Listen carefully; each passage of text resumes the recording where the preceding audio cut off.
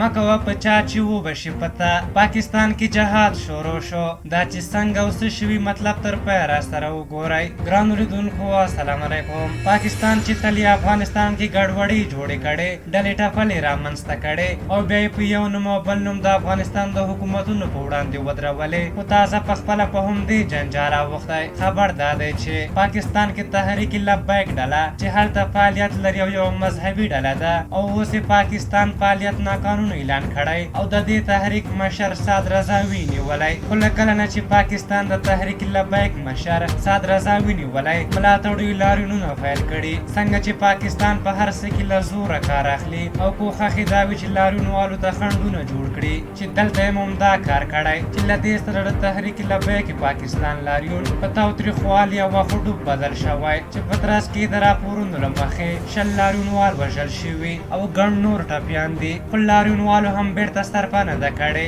8 پولیس یې وژلي ځینې یې له ځان سره برمته نیولي چې حتی یو سیمه ییز قومندان هم له پولیسو سره یو ځای تړلی و. دغه راز په ګڼ شمېر پاکستاني پولیسو یې سرونه مات کړي. د دغه غوډوب په اړه خلک وایي چې ممکن د راپورونو خلاف مرګ ژوبله ډېره رامنځته شوې وي. خو دغه تحریک څه غواړي؟ د دغه تحریک لومړی غوښتنه دا ده چې د دوی مشر دې خوشي شي. دغه راز تحریک لبیک له پاکستاني حکومت غواړي چې شریعت نافذ کړي او له انګریزي قانونه لاس واخلي. خو پاکستان بیا د دوی په دې غوښتنه چندان سر نه خوږوي او غواړي د تل په څېر کوم حرکتونه چې پاکستان کې رامنځته کیږي ویځپي. خو بخت دا ځل ځکه خراب دی چې دا ځل دوی له مذهبي خلکو سره مخ شوي او په وړاندې به یې مبارزه ورته اسانه نه وي. په هر حال تاسو د دغې موضوع په اړه څه نظر لرئ؟ بل نظرونه مو راته په کومنټ کې ولیکئ. که زموږ ویډیو مو خوښه شوې وي ضرور لایک کړئ. تر بلې ویډیو مو په لایه بخښونکو خدای سپارم. د الله په امان.